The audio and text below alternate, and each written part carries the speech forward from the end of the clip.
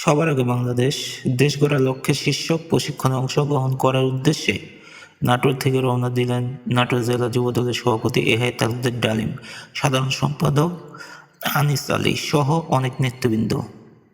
Breaking news: 10 December মানবাধিকার দিবস, জাতিসংঘ ঘোষিত আন্তর্জাতিক দিবস।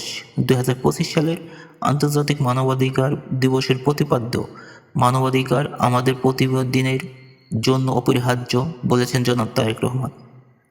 ব্রেকিং নিউজ: আগামী দিনে দুর্নীতির বিরুদ্ধে যুদ্ধ আরও শক্তভাবে চালাতে বিএনপির পরিকল্পনা। প্রতিষ্ঠানের স্বাধীনতা দেবে, পুরোপুরি স্বচ্ছতা আনবে, বিচার ও আইনশৃঙ্খলা সংস্কার করা হবে, গভর্নেন্স, দুর্নীতি কমাবেন, হুইসল ব্লোয়ার সুরক্ষা করবেন, নৈতিক শিক্ষা চালু করবেন, শক্তিশালী আর্থিক নজরদারি করবেন, বলেছেন জনাব Tarek Rahman. Breaking channel AB news: আগামীকাল সন্ধ্যায় বা বৃহস্পতিবার তফসিল ঘোষণা করবেন, বলেছেন EC Masud. Channel AB news: Lakshmipur ইউনিয়নের নির্বাচনী পরিকল্পনা কমিটির বৈঠক ও পরিচিতি ও মত বিনিময় সভা হয়েছে আজ।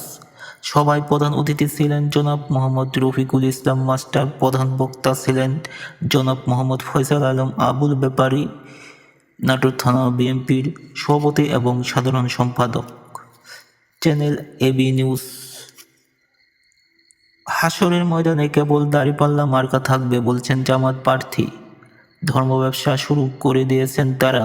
ইসলাম ধর্ম পবিত্র, ইসলাম কখনো হারে না বা হারতে পারে না। মহান আল্লাহ তাআলা তার ধারণ এবং বাহক এবং পর্যবেক্ষক, সুতরাং মানুষের দ্বারা সম্ভব নয়, বলেছেন দেশবাসী।